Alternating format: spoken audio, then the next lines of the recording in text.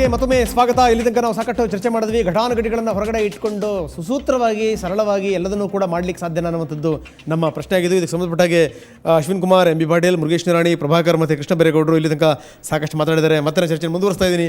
ಪಾಟೀಲ್ರ ಜೊತೆಗೆ M B ಪಾಟೀಲ್ರೆ, Krishna ಬೈರೇಗೌಡರು ಹೇಳ್ತಾ ಇದ್ರು, ಸಿಕ್ಕಿರುವಂಥ ಅವಕಾಶ ತುಂಬ ಅದ್ಭುತವಾಗಿ ಮಾಡ್ತೀವಿ, ನಾವು ಸಾಧಿಸಿ ತೋರಿಸ್ತೀವಿ ಅನ್ನುವಂಥದ್ದು ಒಂದು. ಜೊತೆಗೇನು ಅಂದರೆ ಅವ್ರು ಒಂದು ಮಾತನ್ನು ಹೇಳಿದ್ರು, ಈಗ ಏನು ನಾವು ತಾತ್ಕಾಲಿಕವಾಗಿ ಹೊರಗಡೆ ಇಟ್ಟಿದ್ದೀವಿ ಅವರೆಲ್ಲರೂ ಕೂಡ ಒಳಗಡೆ ಬರ್ತಾರೆ. ನನ್ನ ಪ್ರಶ್ನೆ ಅದನ್ನೇ, ಅಂದರೆ ನೀವು ಕಾರಣಗಳಿಗೋಸ್ಕರ ಹೊರಗಡೆ ಇಟ್ಟಿರಿ ಅವ್ರನ್ನ. ಚುನಾವಣೆ ಆದ ನಂತರ, ಎಂ ಪಿ ಚುನಾವಣೆ ಆದ ನಂತರ ನಿಮ್ಮ ಗೆಲುವಿನ ಏನಿದೆಯಲ್ಲ ಅದು ಒಂದು ರೇಂಜ್ ಏನಿದೆಯಲ್ಲ ಅದನ್ನು ದಾಟಿದ ತಕ್ಷಣ ಮತ್ತೆ ಅವರೆಲ್ಲರೂ ಕೂಡ ಒಳಗಡೆ ಬರ್ತಾರೆ. ಅದು ಡಿ ಕೆ ಶಿವಕುಮಾರ್ ಅಂತವರು, ಪರಮೇಶ್ವರ್ ಅಂತವರು, ಮೋಟಮ್ನಂತವರು, ಎಸ್ ಆರ್ ಪಾಟೀಲ್ ಅಂತವರು, ಬಸವರಾಜ ರಾಯರೆಡ್ಡಿ, ವಿಶೇಷವಾಗಿ ರಮೇಶ್ ಕುಮಾರ್ ಅಂತವರು, ಮಲಕ್ ರೆಡ್ಡಿ ಅಂತವರು, ರೋಷನ್ ಬೇಗು ಸರ್. ಈಗ ಒಂದು ನಾನು ಹೇಳಿದೆ, ರಿಸ್ಟ್ರಿಕ್ಷನ್ ಇರೋದ್ರಿಂದ, ನಿರ್ಬಂಧನೆ ಇರೋದ್ರಿಂದ 35 ಸಚಿವ ಸ್ಥಾನ ಅಷ್ಟೇ ಇರೋದು. ಮೊದಲಿನ ಥರ ಹಾಕಿರಲಿಲ್ಲ. ಮೊದಲು ಒಂದು ಟೈಮ್ನಲ್ಲಿ ಗುಲ್ಬರ್ಗಾದಾಗ 6 ಜನ ಸಚಿವರಿದ್ದರು. ಈಗ ನಮ್ಮ ಅಶ್ವಿನ್ ಅವರು ಹೇಳಿದರು, it's a very clean cabinet ಅಂಥೇಳಿ ಅವರೇ ಇದನ್ನು ಅಪ್ರಿಷಿಯೇಟ್ ಮಾಡಿದರು. ಆಮೇಲೆ ಯಾರಿಗೂ ನಾವು ಟೇಂಟೆಡ್ ಅಂಥೇಳಿ ಇವತ್ತು ದಿವಸ ನಾವು ಹೊರಗಿಟ್ಟಿಲ್ಲ. ಕಾರಣಾಂತರದಿಂದ ಸೋಷಿಯಲ್ ಇದರಲ್ಲಿ, ಮತ್ತು ವಿಶೇಷವಾಗಿ ಕೃಷ್ಣ ಬೈರೇಗೌಡರಿಗೆ ಐ ಫುಲ್ಲಿ ಅಗ್ರಿ. ಯಾಕಂದರೆ ನೀವು ಬರೀ ಸೀನಿಯರ್ಸ್ ಅಷ್ಟೇ ಕ್ಯಾಬಿನೆಟ್ನಲ್ಲಿ ತೊಗೊಂಡಿದ್ರೆ, Krishna Byregowda, Khader, M B Patil, Dinesh Gundurao, Sharan Prakash Patil, Santosh Lad, M B Patil, ನಾವೆಲ್ಲ ಹೊರಗುಳಿತಿದ್ವಿ. ಅವಾಗ ಏನಂತಿದ್ರಿ, ಬರೀ ಅದೇ ಓಲ್ಡ್ ಫೇಸಸ್ ಅಪ್ಪ, ಯುವಕರಿಗೆ ಅವಕಾಶ ಇಲ್ಲ ಅಂತೇಳಿ ನೀವು ಹೇಳ್ತಿದ್ರಿ. ಈಗ ಯುವಕರಿಗೆ ಅವಕಾಶ ಇಲ್ಲ. ಏನಾಗ್ಬಿಟ್ಟಿದೆ ಅಂದರೆ ಪಟೇಲ್, ನೀವು ಹೇಳಿದ ನಿಜ. ಈಗ ನಿಮ್ಮಂಥವ್ರು ಹೆಂಗೆ ಗೊತ್ತಾ, ನೀವು ತುಂಬ ಕಮಿಟೆಡ್. ನೋಡಿ, ನೀವು 4 ಸರಿ ಗೆದ್ದೀರಿ, ಒಂದ್ಸರಿ ಎಂ ಪಿ ಆಗಿರಿ. ನೀವು ಅಪ್ಪಿತಪ್ಪಿ ಹೆಂಗೆ ಗೊತ್ತಾ, ಬೇಕು ಅಂತ ಹಠಾಡಿ ಕೂತಿರೋರಲ್ಲ ನಿಮಗೆ. ನೀವು ಹೆಂಗೆ ಗೊತ್ತಾ, ಇಂಜಿನಿಯರಿಂಗ್ ಪದವಿ ಇದಾರ, ರಾಜಕೀಯ ಇಂಜಿನಿಯರಿಂಗ್, ಪೊಲಿಟಿಕಲ್ ಇಂಜಿನಿಯರಿಂಗ್ ಕೂಡ ಗೊತ್ತಿದೆ ಅವರಿಗೆ ನಿಭಾಯಿಸಿ. ಹಿಂಗಾಗಿ ಏನೋ ಒಳ್ಳೆ ಕೆಲಸ ಮಾಡ್ಬೋದು ಅಂತೇಳಿ ನಿಮಗೆ ಕಟ್ಟಿದ್ದಾರೆ. ಆದರೆ ಇನ್ನು ಕೆಲವರು ಇದ್ದಾರೆ, ಅವ್ರು ಹೆಂಗೆ ಅಂದರೆ ಅವರಿಗೆ ಅಧಿಕಾರದ ಹಪಾಪಿ ಇರುತ್ತೆ, ಅಷ್ಟು ಸುಲಭವಾಗಿ ನಿಮ್ಮನ್ನು ಕೆಲಸ ಮಾಡಕ್ಕೆ ಬಿಡಲ್ಲ ಅವರು ಅಂತ. ಸರ್, ಅದು ಅವಕಾಶವಾದಿಗಳು ಎಲ್ಲ ಕಡೆಯೂ ಇರ್ತಾರೆ. ಈಗ ಏನಾಗಿದೆ, ಪೊಲಿಟಿಕಲ್ ಕಂಪಲ್ಷನ್ದಿಂದ ಪ್ರಭಾಕರ್ ಸಾಹೇಬ್ರು ಇಲ್ಲೇ ಇದ್ದಾರೆ, ರಾಮಕೃಷ್ಣ ಹೆಗಡೆ ಅವರು ಆ ಜನತಾದಳ ಸ್ಪ್ಲಿಟ್ನಲ್ಲಿ ಇವತ್ತೊಂದು ದಿವಸ ಸಾಕಷ್ಟು ಮಂದಿ, ಕೆಲವೊಬ್ಬರು ಕಾಂಗ್ರೆಸ್ ಕಡೆ ಬಂದಿದ್ದಾರೆ, ಕೆಲವೊಬ್ಬರು ಬಿ ಜೆ ಪಿ ಕಡೆ ಹೋಗಿದ್ದಾರೆ, ಕೆಲವೊಬ್ಬರು ಜನತಾದಳದಲ್ಲಿ ಉಳ್ಕೊಂಡಿದ್ದಾರೆ.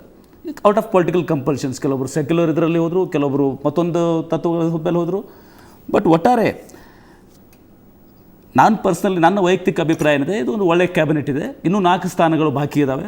ಅದರಲ್ಲಿ ಕೂಡ ಇವತ್ತು ಕೆಲವೊಬ್ಬರನ್ನ ಇವತ್ತೊಂದು ದಿವಸ ಕೌನ್ಸಿಲ್ದು ಮುರುಗೇಶ್ ನಿರಾಣಿ ಅವರು ಇವತ್ತೊಂದು ದಿವಸ ಹೇಳಿದರು, ಕೌನ್ಸಿಲ್ ಅವರು ರಿಪ್ರೆಸೆಂಟೇಷನ್ ಕೊಡ್ತಾರೆ. ಇನ್ನೂ ಕೆಲವೊಬ್ಬರು ಸೀನಿಯರ್ಸ್ಗೆ ಅವಕಾಶ ಸಿಗ್ತದೆ. ಯಾವ ಥರ ಸಿಗ್ಬೋದು ಅವಕಾಶ? ಹಾಗಾದರೆ ಯಾವ ಥರ ಅವಕಾಶ ಸಿಗುತ್ತೆ ಹೇಳಿ. ನಾನು ಅದನ್ನು ಹೇಳೋಕ್ಕಾಗಲ್ಲ. ಮುಖ್ಯಮಂತ್ರಿಗಳು ಮತ್ತು ಕಾಂಗ್ರೆಸ್ ಪಕ್ಷದ ವರಿಷ್ಠ ಮಂಡಳಿ ಅದನ್ನ ಬಗ್ಗೆ ಯಾವ ಥರ ಅವಕಾಶ ಸಿಗ್ಬೋದು? ಹಾಗಾದರೆ ಸಿಗುವಂಥ ಅವಕಾಶಗಳು ಸಾಕಷ್ಟು ಸಿಕ್ಕಿದಾವೆ, ಹಿಂದೆನೂ ಕೂಡ ಸಿಕ್ಕಿದಾವೆ. ಅವ್ರಿಗೂ ಯುವಕರಿದ್ದಾಗ ಅವಕಾಶ ಸಿಕ್ಕಿದೆ. ಬಂಗಾರಪ್ಪನವರು ಇದ್ದಾಗ ನಮ್ಮಂತೆ ಅವರು ಯುವಕರು, ಅವಾಗ ಇದ್ದಾಗ ಡಿ ಕೆ ಶಿವಕುಮಾರ್ ಅವಕಾಶ ಸಿಕ್ಕಿದೆ. ಅದನ್ನು ತಾವು ಒಪ್ಕೋಬೇಕಾಗ್ತದೆ.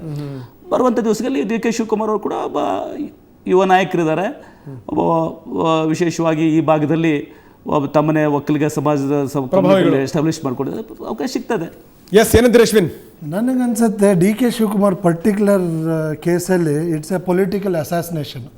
ಯಾಕಂದರೆ ನೀವು ನೋಡಿ, ಧರಮ್ ಸಿಂಗ್ ಗೌರ್ಮೆಂಟಲ್ಲಿ ಅವ್ರನ್ನ ಈಚೆಟ್ಟಿದ್ರು JDS ಕಂಪಲ್ಷನಿಂದ.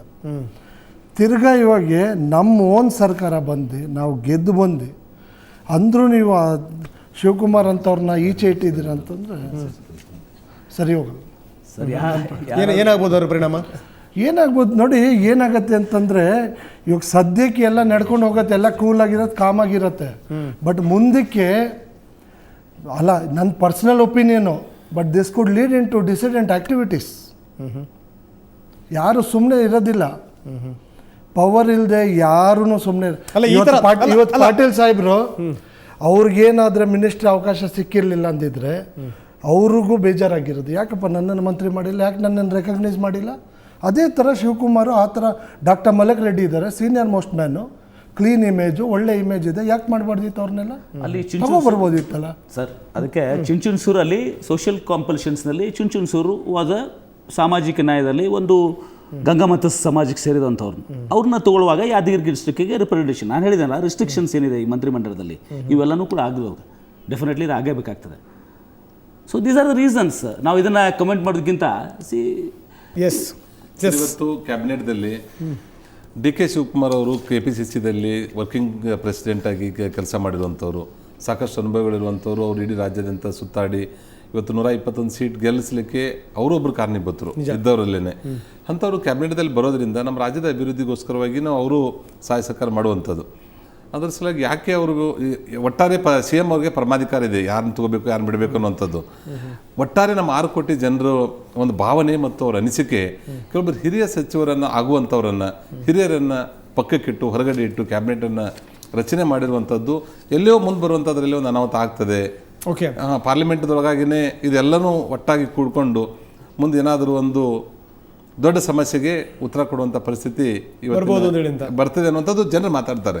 ಓಕೆ ಓಕೆ ಸೊ ಇದೆಲ್ಲದರ ಜೊತೆಗೆ ನೀವು ಒಂದನ್ನು ನೀವು ವಿರೋಧ ಪಕ್ಷದ ನಾಯಕರು ಅಂತ ಅಂದ್ಕೊಂಡು ಹೇಳೋದಲ್ಲ, ಒಂದನ್ನು ಒಪ್ಕೊಳ್ಳಿ. ನೀವು ಎಲ್ಲೋ ಒಂದು ಕಡೆ ಈ ಬಾರಿ ಅಳದೂ ತೂಗಿ ಜಾತಿಗಳನ್ನು ನಿಭಾಯಿಸಿರೋ ರೀತಿ ಇದೆಯಲ್ಲ, ತುಂಬ ಚೆನ್ನಾಗಿದೆ ಅಂತ ಅನ್ಸಲ್ವ? ಕೆಲವರು ಹೊರಗಿಟ್ಟಿಯರ ನಿಜ, ಇನ್ನೂ 3-4 ಸೀಟ್ಗಳು ಬಾಕಿ ಇದೆ, ಒಂದೆಲ್ಲ ಒಳಗಡೆ ಬರ್ತಾರೆ ಅವರು.